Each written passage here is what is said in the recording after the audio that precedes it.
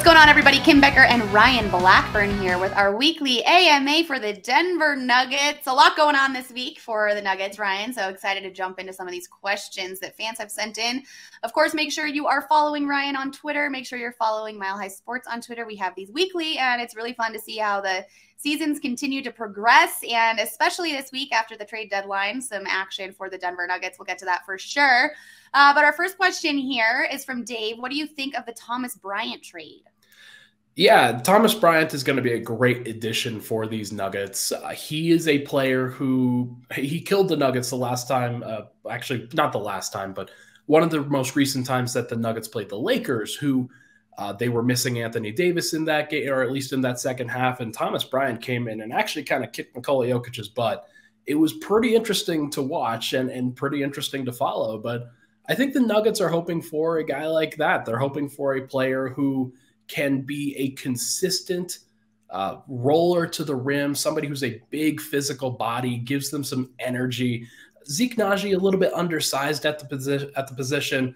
DeAndre Jordan maybe a little bit slow for the position at this point in his career. Bryant is going to give them a lot. He's a good rebounder, a good finisher at the rim, but he also does some shooting. He also does some outside shooting and can be a very, very helpful piece.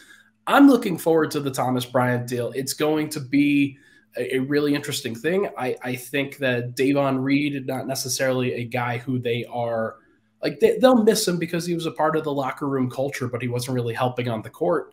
And then the three second round picks, that they gave up. Second round picks were flying around like candy at this trade deadline. So I am not surprised that that is what it cost.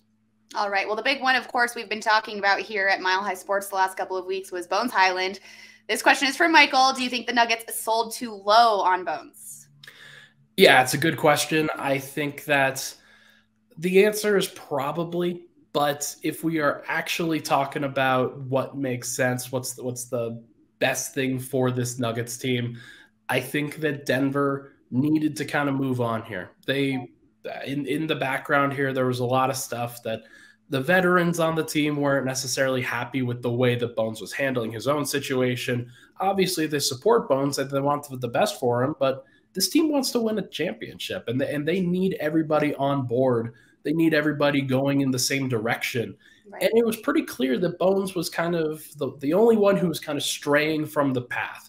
Yeah. And they want him to be successful. They want the team to be successful. And for the way that they needed to go, this kind of had to happen.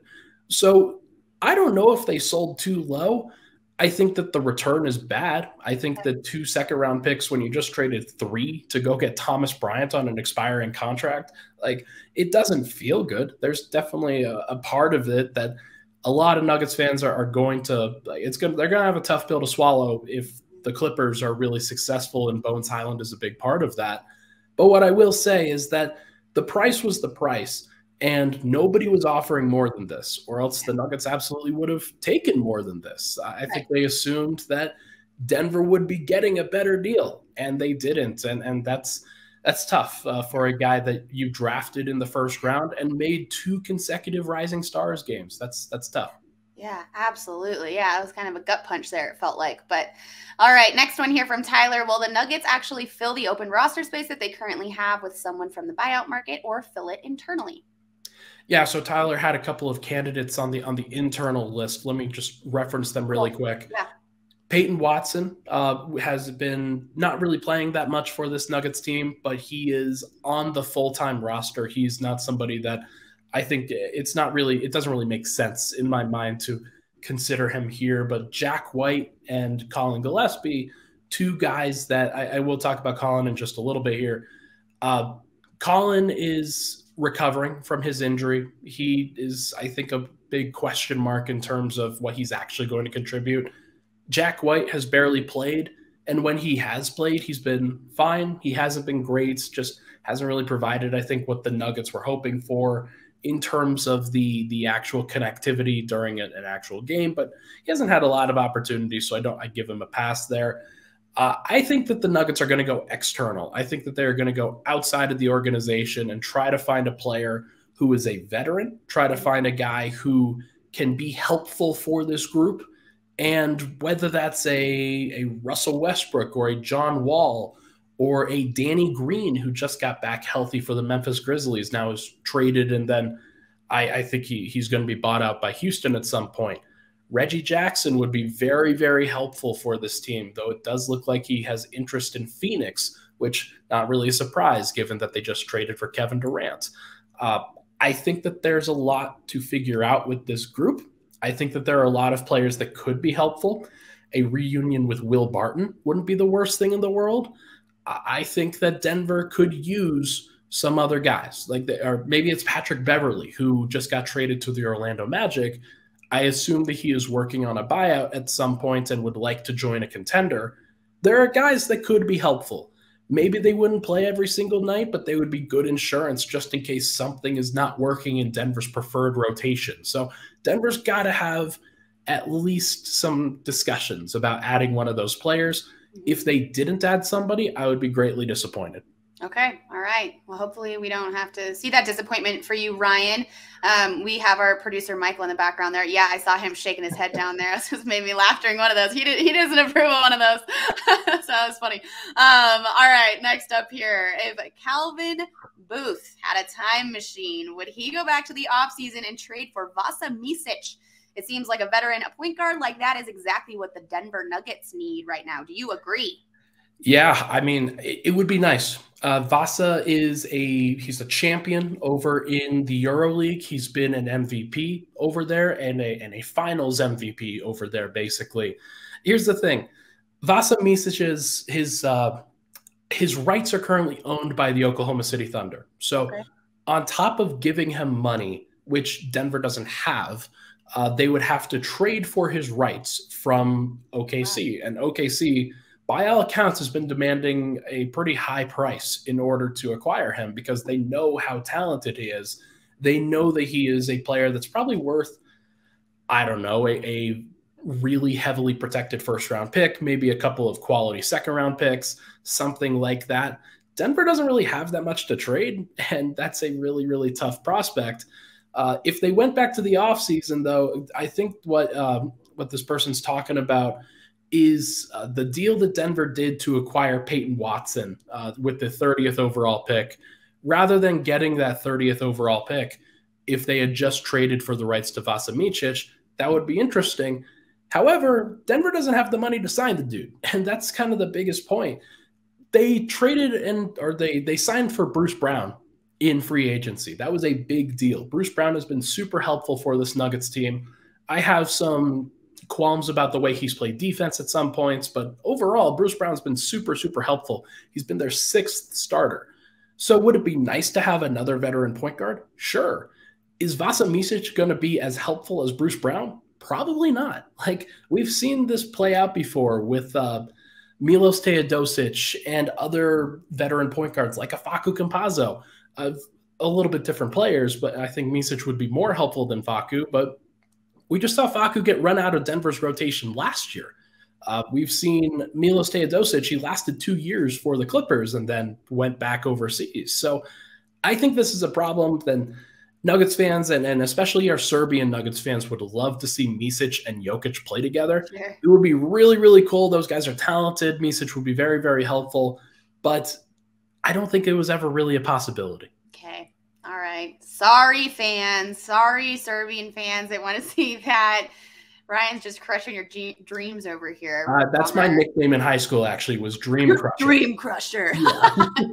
Great. All right, we got 3 more questions to wrap this one up. The next one is from Max, and he says, now that the huge homestand is over and the Nuggets have to play on the road quite a bit more, does it worry you that their defense doesn't travel well on the road, based off of, I assume, what we've seen in the last few games? Yeah, so I mean, we could talk about last night and how Denver just did not look like they were functional on the road and they were turning the ball over like crazy.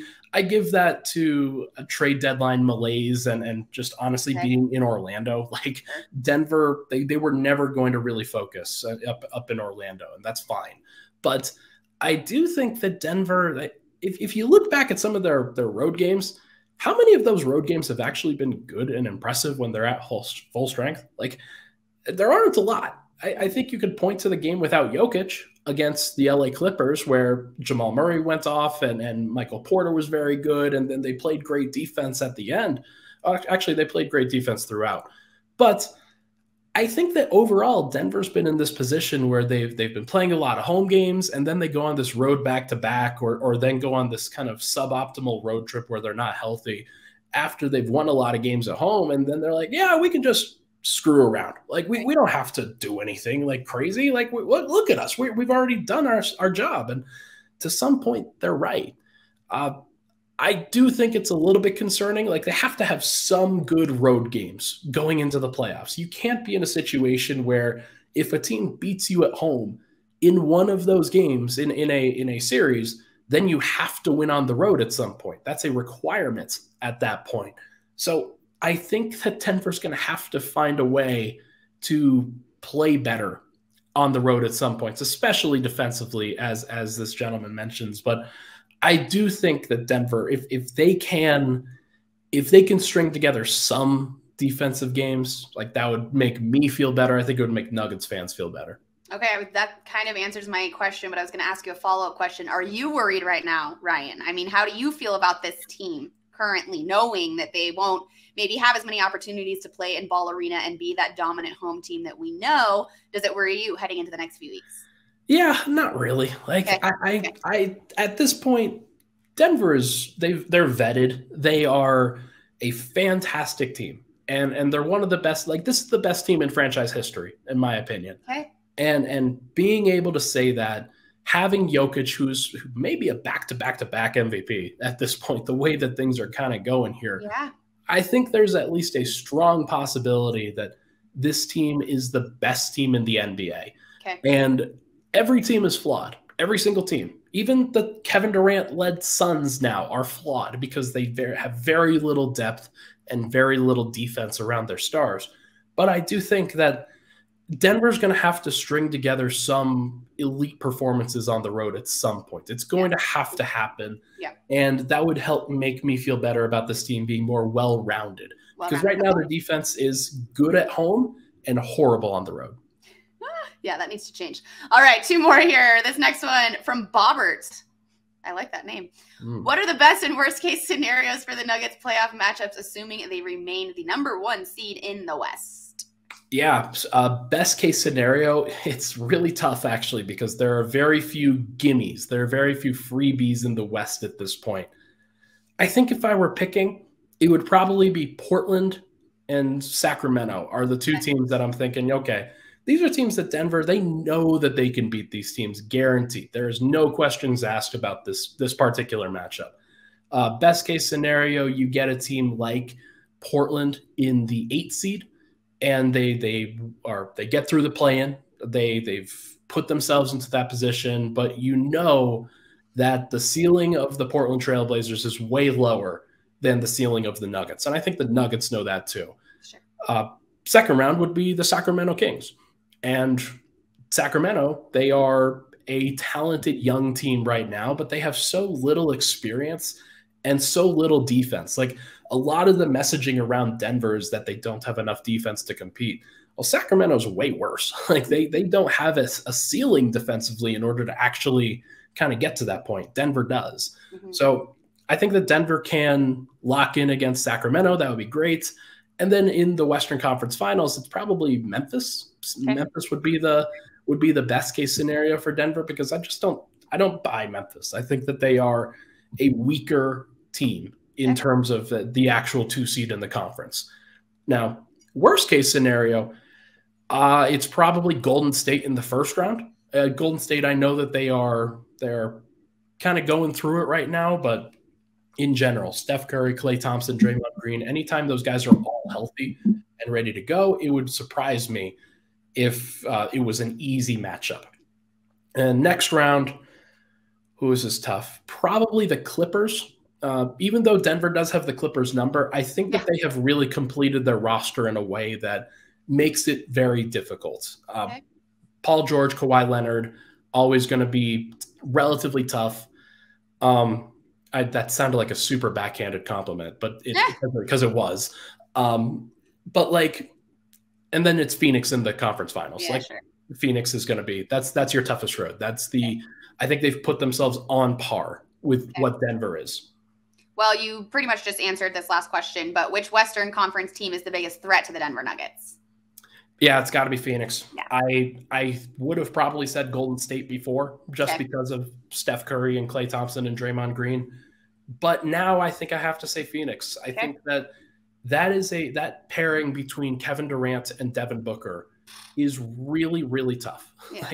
As great as Devin Booker is, he's had multiple 50-point games this year, even a year that he has been injured, and he is the second option on that team. Wow. That is a good way to phrase it, I think. They're always going to be able to score on Denver. Yeah. I don't know if there is a way that Denver can stop them at all. I think that is fine because Denver themselves are going to be unstoppable, but we've seen DeAndre Ayton have some success against Jokic in the past. We've seen what happens when Chris Paul gets hot against Denver and gets comfortable. Denver is going to have a lot of issues in that particular matchup, but they do have pieces and they do have a formula, I think, with the Murray-Jokic pick and roll, surrounding those guys with playable veterans and defensive-minded players. It's going to be tough, but I do think that Denver should still be favored in that series. They probably won't be because it's Kevin Durant, but I do think this is going to be a very, very interesting matchup if those two teams meet. I think it's going to be a war.